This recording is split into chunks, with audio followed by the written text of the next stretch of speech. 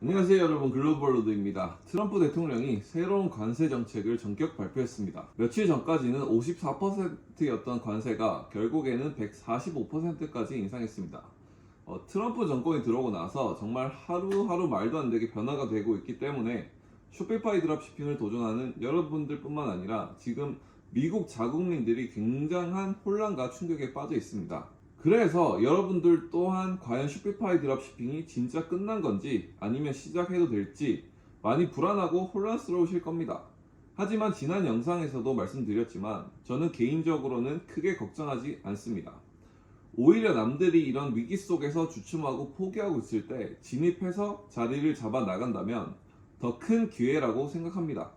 며칠 전에 올렸던 코비 브라이언트 영상 올려드렸었는데, 우선 진짜 위기라고 생각이 되더라도 사실은 위기가 아닐 수도 있고, 위기더라도 흔들리지 않고 나아가다 보면 결국에는 위기가 끝나고 준비되어 있는 사람은 기회가 분명히 올 거고, 그렇게 남들보다 더 높은 위치에 오를 수 있습니다. 저희도 마찬가지로 지금은 위기인 듯 보이지만 글로벌 진출하기 위해서 해야 할 일들은 달라진 게 1도 없기 때문입니다. 약간의 대응 전략이 달라지긴 하겠지만 본질적으로 브랜딩, 마케팅, 스토어, 운영 전체적인 그림은 달라지지 않았습니다.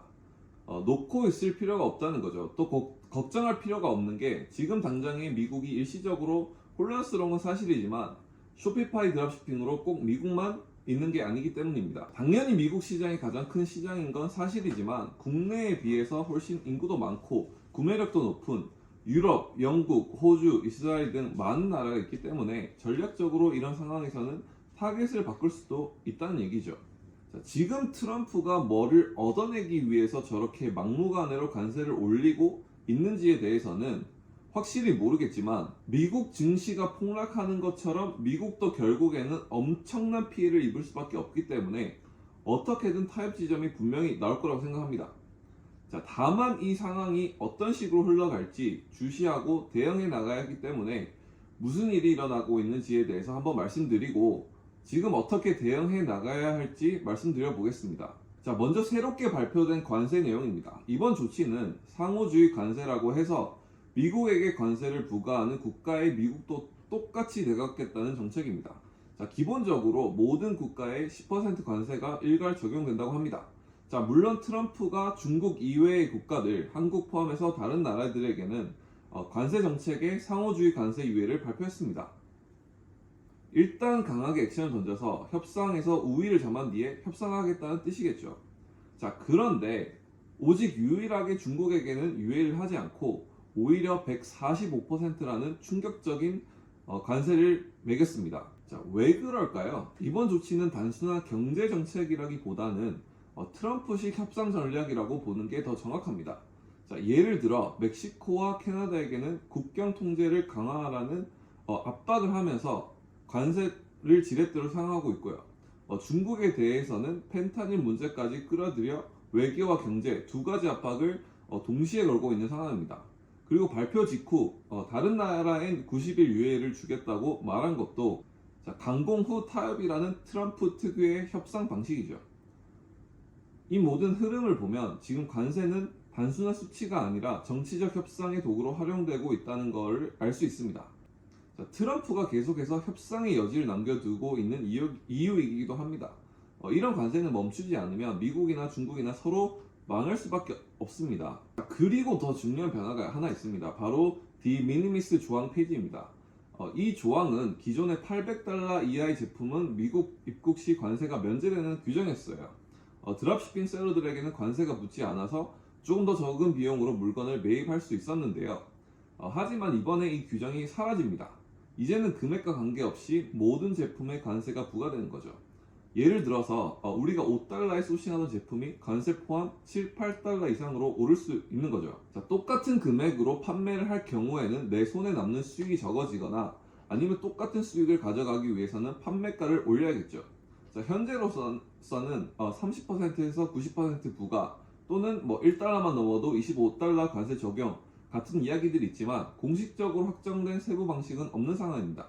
자, 이 부분은 어떻게 타협이 될지 지켜봐야 할 상황이긴 합니다. 자, 이런 상황을 고려했을 때 분명히 타협점이 있을 것이기 때문에 어떤 상황으로 흘러갈지 좀 지켜봐야겠습니다만, 우선은 우리가 어떤 식으로 대응해 나가야 하는지 말씀을 나눠보도록 하겠습니다. 자, 첫 번째로는 대박 아이템보다는 몰 자체를 브랜딩하는 것에 더 집중해야 합니다. 물론 저는 대박 아이템을 항상 추천하지는 않긴 했습니다만 대박 아이템 전략은 더더욱 불리해질 것으로 보이죠. 자, 기본적으로 대박 아이템들은 가격이 저가이면서도 관심을 끌 수 있는 제품들 위주가 대부분인데 만약에 관세가 부과되게 된다면 가격도 오르고 필요 없는 제품일 가능성도 크기 때문에 구매가 굉장히 떨어질 것으로 예상이 됩니다. 자, 그렇기 때문에 브랜딩에 집중을 해서 가치를 높여서 이런 관세의 영향을 조금 줄일 수 있어야 하고요. 또 제품에 집중하는 게 아니라 브랜딩으로 사람들을 모아서 판매에 집중하는 게 올바른 전략입니다.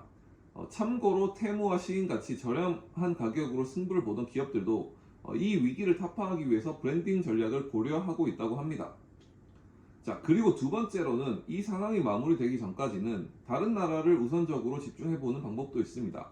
자, 유럽, 영국, 호주, 이스라엘 같은 시장은 지금도 수요가 높고 경쟁은 미국보다 낮습니다. 광고 비용 또한 비교적 저렴하기 때문에 오히려 더 좋은 시장이 될 수 있습니다. 원래 제가 추천드렸던 전략은 미국을 우선적으로 집중한 뒤에 확장해 나가는 것이었는데요.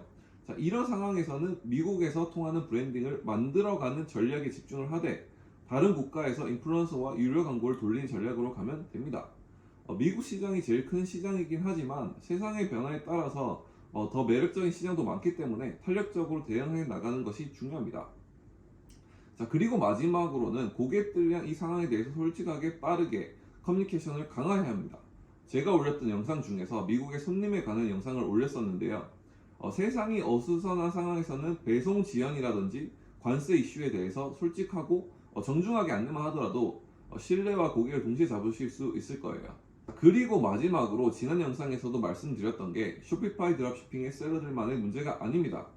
애플, 나이키 같은 미국의 대기업들도 중국의 생산을 대부분 의존하기 때문에 굉장한 타격을 받고 있고 또 중국에 얽혀있는 생산 공급망이 지금 굉장히 위협되고 있기 때문에 중국 외 제3국을 통해서 우회 배송이라든지 관세가 낮은 국가로 물류를 이동하는 등 여러 가지 대응을 고려하고 있다고 합니다. 자, 마무리하면 지금은 굉장히 위기인 것처럼 보여질 수도 있지만 세상은 항상 위기가 있었죠. 2018년 미중 무역전쟁, 2022년 팬데믹, 2023년 우크라이나 전쟁, 자, 또 경제는 위기는 계속해서 반복적으로 찾아왔습니다. 여러분이 분명히 아셔야 할 것은 군중이 위기라고 느껴서 주춤하고 있을 때 여러분이 할 일에 집중하면서 상황에 맞게 대응해 나간다면 이 변화는 단순한 위기가 아니라 우리의 비즈니스 전략을 리셋하고 성장시킬 기회입니다. 적응하는 사람이 살아남고 살아남는 사람이 결국 더 크게 성장합니다. 이건 제 의견이 아니고 역사를 보면 분명히 아실 수 있는 부분입니다. 영상이 도움되셨다면 좋아요와 구독 꼭 눌러주시면 감사하겠습니다. 끝까지 시청해주셔서 감사합니다.